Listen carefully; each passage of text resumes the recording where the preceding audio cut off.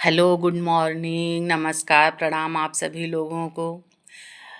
मैंने कल आपको बताया जैन दर्शन के विषय में, मतलब एक सामान्य परिचय दिया।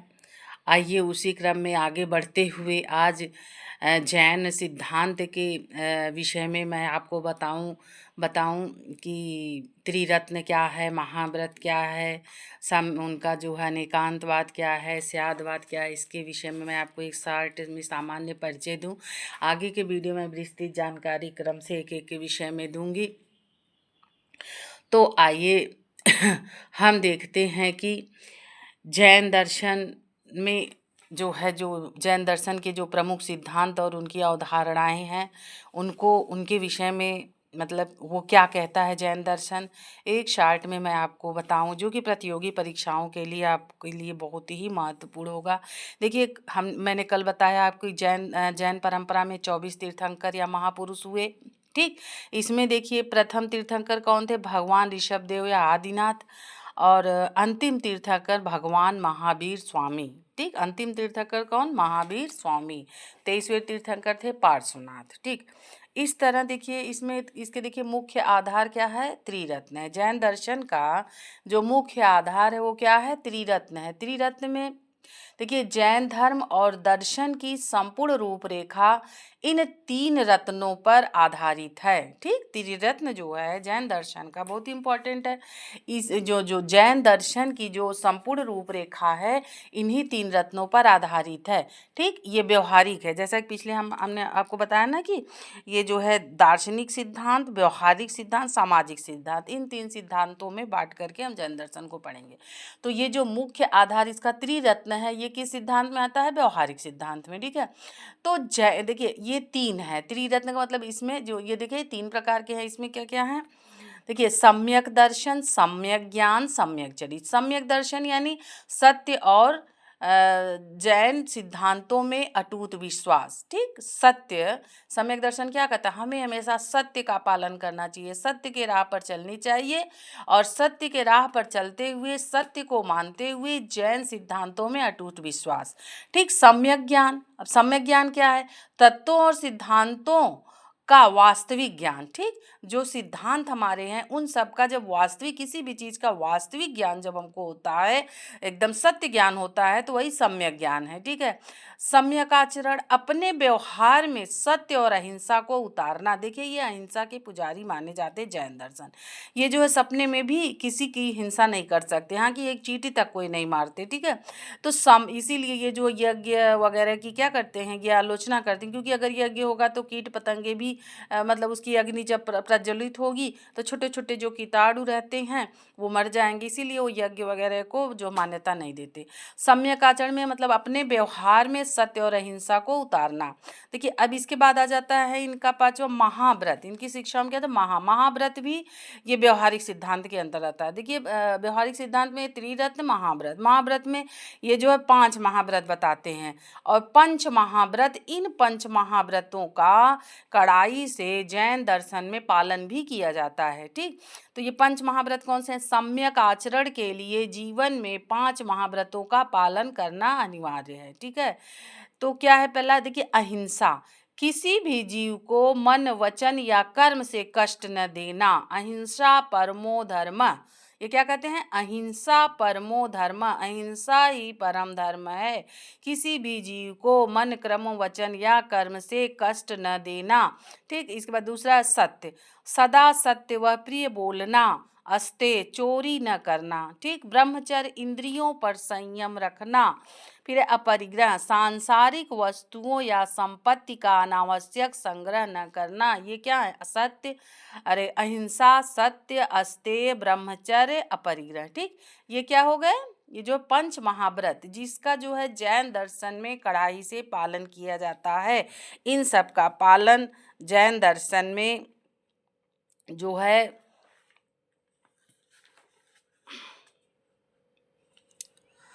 क्या कहते हैं कि इन जैन दर्शन जो है कहता है कि पंच महाव्रत का पालन करके ही हम मोक्ष की प्राप्ति कर सकते हैं। हमारे जीवन में इन पंच महाव्रतों का विशेष स्थान है। वे इनका जो है जैन दर्शन की जो फिलॉसफी है, सिद्धांत है, इसमें जो इनका दर्शन यही त्रिरत्न और पंच महाव्रतों पर टिका है, जिसमें पंच महाव्रत बहुत ही महत्वपूर्ण है।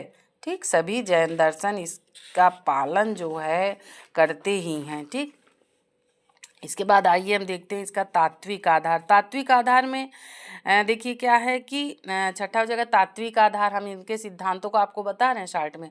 अब देखिए तात्विक आधार में जीव और अजीव। जैन दर्शन की क्या हो गई, ये तत्व मीमांसा हो गई, मेटाफिजिक्स हो गई। क्या इसकी, ये मेटाफिजिक्स हो गई। तात्विक आधार जीव अजीव। हाँ, तो जैन तत्व मीमांसा मेटाफिजिक्स के अनुसार संपूर्ण अस्तित्व दो मुख्य श्रेणियों में विभाजित है, एक जीव दूसरा अजीव। जीव का मतलब क्या हो गया, चेतन संवेदनशील और आत्मा से युक्त सत्ता, चेतन संवेदनशील और आत्मा से युक्त सत्ता। अजीव निर्जीव भौतिक और अचेतन पदार्थ जैसे धर्म अधर्म आकाश काल पुद्गल, ये क्या हो गए, अजीव हो गए। ठीक, इस तरह ये इसकी तत्व मीमांसा है। इसकी तत्व मीमांसा मेटाफिजिक्स जीव अजीव का हम अध्ययन करते हैं। अब इसके बाद आइए देखिए स्यादवाद, इसका बहुत ही इम्पॉर्टेंट है जैन दर्शन में। क्या, स्यादवाद। तो इसका जो सिद्धांत में देखिए 7th हमने इसलिए पॉइंट में बांटा है जिससे आपको पढ़ने में याद करने में पूरा जैन दर्शन आसानी हो। देखिए अब स्यादवाद, अनेकांतवाद। ठीक, स्यादवाद व अनेकांतवाद, ये कौन सा सिद्धांत हो गया, इनका दार्शनिक सिद्धांत। जैसे कल हमने आपको बताया ना व्यवहारिक सिद्धांत, आप देखिए दार्शनिक सिद्धांत में क्या आते हैं, स्यादवाद और अनेकांतवाद। देखिए जैन दर्शन का ज्ञान मीमांसा पक्ष है। ठीक, ये जो है इसका दार्शनिक सिद्धांत है, ये जैन दर्शन का ज्ञान मीमांसा पक्ष है। ठीक है, इसमें क्या, ये देखिए अत्यंत वैज्ञानिक है। इसके अनुसार किसी भी वस्तु या सत्य को एक ही दृष्टिकोण से नहीं देखा जा सकता। ठीक, स्यादवाद में किसी भी वस्तु जो है, या मतलब अनेकांतवाद व स्यादवाद में क्या है कि किसी भी वस्तु या सत्य को एक ही दृष्टिकोण से नहीं देखा जा सकता। देखिए अनेकांतवाद क्या कहता है, सत्य बहुआयामी होता है। स्यादवाद कहता है किसी भी दृष्टिकोण या सत्य के सापेक्ष होने की बात करता है। स्यादवाद किसी भी दृष्टिकोण या सत्य के सापेक्ष होने की बात करता है। हर कथन शायद या अपेक्षा के साथ सत्य होता है। किसमें, स्यादवाद में हर कथन शायद या अपेक्षा के साथ सत्य होता है। इस तरह आगे हम देखें कि इसके सिद्धांतों में इसमें क्या आ गया। फिर अब देखिए इसका कर्मफल, कर्म का सिद्धांत और मोक्ष, इसके विषय में क्या कहता है जैन दर्शन। कर्म सूक्ष्म भौतिक कणों, मैटर मतलब कर्म सूक्ष्म भौतिक कणों या मैटर के रूप में आत्मा से बध जाते हैं। इन्हीं कर्मों के कारण जीव जन्म मरण के चक्र इस संसार में भटकता रहता है। ठीक है, जो मैटर है, जो भौतिक कण है, तो आत्मा से क्या करते हैं, ये बध जाते हैं। तो इन्हीं कर्मों के कारण जीव जन्म मरण के चक्र मतलब संसार में क्या करता है, भटकता रहता है। जब सभी कर्मों का नाश हो जाता है तो आत्मा बंधन मुक्त सिद्ध परम शुद्ध और मोक्ष को प्राप्त हो जाती है। ठीक, जब सभी कर्मों का नाश हो जाता है तब आत्मा बंधन मुक्त होकर परम शुद्ध और मोक्ष को प्राप्त हो जाती है। ठीक है, तो ये इनका कर्म व मोक्ष सिद्धांत है। तो जैन दर्शन दो संप्रदायों में बटा हुआ है। आगे हम क्या कहें, जैन दर्शन, ये देखिए कर्म सिद्धांत, कर्म के अनुसार क्या है, मोक्ष में क्या हम क्या देखते हैं कि ये जो है दो संप्रदायों में बटा है, श्वेतांबर दिगंबर। देखिए श्वेतांबर सफेद वस्त्र धारण करने वाले। ठीक, श्वेतांबर क्या करते हैं, सफेद वस्त्र धारण करते हैं। दिगंबर जो है नग्न रहने वाले। ठीक, ये एक भी वस्त्र धारण नहीं करते, एक लंगोटी तक नहीं पाते। दिगंबर संप्रदाय के लोग नग्न रहने वाले। अब देखिए इसका सामाजिक सिद्धांत क्या है, नारी स्वतंत्रता आदि। देखिए नारी स्वतंत्रता पर विशेष बल देते हैं। औरतों के उत्थान की बात जैन दर्शन करता है। इस प्रकार देखिए इसका हम आपको सिद्धांतों विषय में शार्ट में आपको बता रहे हैं कि जिससे आपको ये एक बार जैसे नॉलेज हो जाए कि जैन दर्शन है क्या। ठीक, तो फिर देखिए इसका जो है सामान्य परिचय। अब देखिए का इसकी स्थापना निग्रंथ धर्म के रूप में प्रथम जैन तीर्थंकर ऋषभदेव द्वारा की गई। जैन दर्शन की स्थापना निग्रंथ धर्म के रूप में प्रथम जैन तीर्थंकर ऋषभदेव द्वारा की गई। महावीर स्वामी ने निग्रंथ धर्म को जैन धर्म के रूप में स्थापित किया। ठीक है, अब देखिए ऋग्वेद में 2 जैन तीर्थंकरों ऋषभदेव और अरिष्टनेमी के नामों का उल्लेख है। ठीक, ऋग्वेद में जो है, जो हमारे वेद हैं उसमें ऋग्वेद में देखिए 2 जैन तीर्थंकरों ऋषभदेव और अरिष्टनेमी का नाम उल्लेख है, जो जैन धर्म के प्रथम गुरु हैं ऋषभदेव। ठीक, इनका नाम ऋग्वेद में है। ठीक, अरिष्टनेमी के नामों का उल्लेख है जिन्हें भगवान कृष्ण का अवतार माना जाता है। अरिष्टनेमी को भगवान श्री कृष्ण का अवतार माना जाता है, वह उनके करीबी रिश्तेदारों में माना जाता है। ऋषभदेव मतलब ऋषभ के प्रतीक हैं, ऋषभदेव ऋषभ के प्रतीक है। ये पहले तीर्थंकर हैं। ठीक है, ये पहले तीर्थंकर हैं। इस तरह अब हमने आपको जैन दर्शन का एक सामान्य परिचय दिया। अब आइए जो है हम आपको बताते हैं कि जैन दर्शन जो है ईश्वर के विषय में क्या कहता है। देखिए जैन दर्शन में सृष्टिकर्ता, जो ये हमारा जैन दर्शन है, इसमें जो है, जो जैन फिलॉसफी है, इसमें जैन सृष्टिकर्ता ईश्वर की तो मान्यता नहीं है, परंतु मानवीय गुणों को ही ईश्वर कोटि तक पहुँच जाने पर मनुष्यों के बीच ही ज्ञान प्राप्त महापुरुष ईश्वर जैसा हो जाता है। ठीक है, तीर्थंकर ईश्वर नहीं, मनुष्यों में से ही होते हैं जो ईश्वर तुल्य कहे जाते हैं। जैनी इनकी पूजा अर्चना करते हैं। क्या कि जैसे मानवीय गुणों को ही ईश्वर कोटि तक पहुँच जाने पर मनुष्यों के बीच ही ज्ञान प्राप्त महापुरुष ही ईश्वर जैसा हो जाता है, ये लोग उसी की पूजा अर्चना करते हैं। ठीक, और जो जैन साहित्य है, जैन साहित्य के विषय में मतलब कि जो में कहा गया है कि जो भी साहित्य आज वर्तमान है वह भगवान महावीर के उपदेश हैं। क्या, जैन दर्शन में जो भी साहित्य आज वर्तमान है वो क्या है, महावीर स्वामी के उपदेश हैं। उनके उपदेश गणधरों ने ग्रंथ के रूप में रचा। ठीक, जैन का प्रारंभिक दार्शनिक साहित्य प्राकृत भाषा में मिलता है। ठीक है, जैन का जो है, जो साहित्य वह किस भाषा में मिलता है, प्राकृत भाषा में। ठीक है, परंतु बाद की रचना संस्कृत भाषा में है। ठीक, जो बाद की जो रचना है, शुरू की तो प्राकृत भाषा में, लेकिन बाद की जो जैन दर्शन की जो रचनाएं हैं वो संस्कृत भाषा में भी उपलब्ध हैं।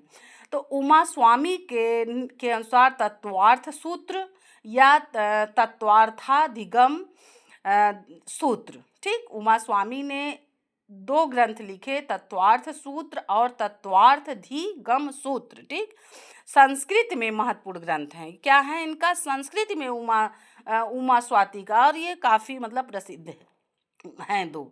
तो जो दोनों संप्रदायों को मान्य हैं। ठीक, इनका तत्वार्थ सूत्र या तत्वार्थाधिगम सूत्र संस्कृत भाषा में है। उमा स्वामी का जो दोनों संप्रदायों श्वेतांबर और दिगंबर दोनों में मान्य है। ठीक, वैसे जैन धर्म का साहित्य विशाल है। इसके अतिरिक्त सिद्धसेन दिवाकर का न्यायावतार, नेमी चंद्र का द्रव्य संग्रह, मलिसेन का स्यादवाद मंजरी आदि प्रसिद्ध दार्शनिक ग्रंथ भी हैं। ठीक, तो जितना ज़्यादा से ज़्यादा हो सकता 60 में जो क्वेश्चन बनते हैं प्रतियोगी परीक्षाओं में, हमारे बीए के सिलेबस के अकॉर्डिंग जो 60 क्वेश्चन है, मैं आपको बताने की कोशिश कर रही हूँ जैन दर्शन के विषय में। आशा करती हूँ कि आपको ये सब समझ में आ रहा होगा, और एक वीडियो में तो बताना जैन दर्शन संभव नहीं है। मैं जो है कोशिश यही कर रही हूँ कि जितना ज़्यादा से ज़्यादा हो सके मैटर मैं आपको इतना बता दूँ जिससे आपको जैन दर्शन एकदम मुँह ज़बानी कंठस्थ हो जाए। ठीक है, तो देखिए जैन दर्शन अहिंसा, ये जो है अहिंसा के पुजारी थे। ठीक, ये अहिंसा परमो धर्म मानते थे। यही जो है जैन दर्शन में ईश्वर की सत्ता का निराकरण पाया जाता है। हमें किसी भी जीव का, चाहे खेल में, चाहे मनोरंजन के लिए अथवा यज्ञ में, कभी हानि नहीं पहुंचानी चाहिए। ठीक, उनका जो अहिंसा का सिद्धांत पे इतना मतलब कि वो जोर देते थे, कहते थे कि मतलब हम नींद में भी मतलब कि जाने अनजाने किसी भी रूप में किसी भी जीव को हानि हमसे नहीं पहुंचनी चाहिए। ठीक, तो इस तरह जो है जीवन के दुखों से निवृत्ति का उपाय ढूंढने के लिए जैन मत जो है हमेशा जो है तत्पर रहता था। और इसीलिए जो है इसके लिए मतलब कि जीवन के दुखों से निवृत्ति का उपाय ढूंढने के लिए जैन मत ने अंतर एवं बाह्य तपस्या या कठोर जीवन का विधान किया। ठीक, उन जो जैन दर्शन है उनका जो मतलब जो सिद्धांत उनको जो मानते हैं, उनके जो नियम है, कानून है, उनका वो कठोरता से क्या करते हैं, पालन भी करते हैं। ठीक है, जैसे वो भौतिक जो साधन है, पिछले वीडियो में भी मैंने आपको बताया, उसका वो त्याग कर देते हैं। देखिए, धन, वैभव, सुख सुविधाएं, जो भी भौतिक सुविधाएं हैं, सबका जो है वो त्याग कर देते हैं जैन दर्शन। ठीक है, उनको किसी भी चीज की लालच नहीं रहती है, वो एक भिक्षु की भांति अपना जीवन यापन करते हैं। देखिए उपनिषद, देखिए जैसे सर्वास्तवाद का आधार उपनिषद से लिया गया है। जैन दर्शन में कहा जाता है सर्वास्तवाद का जो है ये जो आधार जो है ये उपनिषद से लिया गया है जैन दर्शन में। ठीक, तो हम देखते हैं कि इसमें जो है पुनर्जन्म की, ये पुनर्जन्म को नहीं स्वीकार करते, एक अनीश्वरवादी दर्शन है, लेकिन पूरी तरह से अनीश्वरवादी नहीं है। जैसे कि चारवाको ये अनीश्वरवादी माना जाता है, मतलब पूर्ण, वो तो नास्तिक शिरोमणि कहा जाता है, लेकिन जैन दर्शन आंशिक नास्तिकवाद है इसमें, मतलब पूरी तरह से ये नास्तिक नहीं है। देखिए, जैन दर्शन का यह रूप सब वस्तुएं जीवित सत्ता हैं और उनकी हिंसा नहीं करनी चाहिए। ठीक, जैन दर्शन क्या कहता है कि सब वस्तुएं जीवित सत्ता हैं, हमें उनकी हिंसा नहीं करनी चाहिए, अहिंसा धर्म का पालन अनिवार्य है, ये जैन दर्शन मानता है।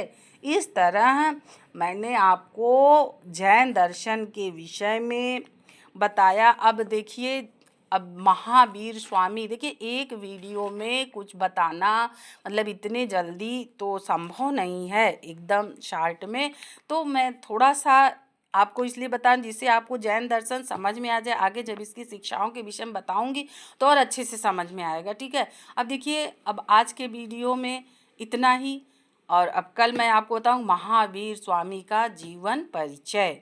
आशा करती हूँ आप लोगों को ये वीडियो समझ में आएगा, और मेरी कोशिश यही है कि मैं आपको इस विषय में अच्छे से अच्छा मतलब बताऊं। अब देखिए, कल के वीडियो में आपको ये महावीर स्वामी का जीवन परिचय बताऊंगी। तो प्लीज़ आप सभी लोगों से अनुरोध है, हमारे वीडियो को सब्सक्राइब करिए, लाइक करिए, शेयर करिए, जिससे मैं और अच्छे से अच्छा आपको दे सकूं एक शार्ट में बढ़िया जो है, जिससे आप लोगों के मतलब पढ़ाई में, नॉलेज में, कंपटीशन में सहायक हो। ठीक है, थैंक यू, धन्यवाद।